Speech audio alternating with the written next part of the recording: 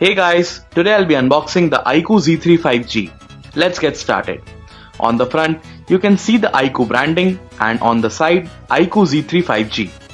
Let's open the box. First, you can see this yellow lid.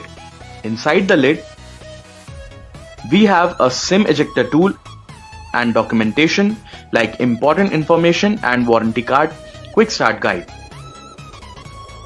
Here is silicone back cover which is going to protect your phone and USB Type-C cable for charging the phone and transferring the data.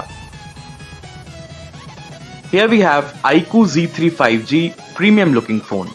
The phone has a 64 megapixel triple camera setup at the back with IQOO branding. The phone comes in Ace black color.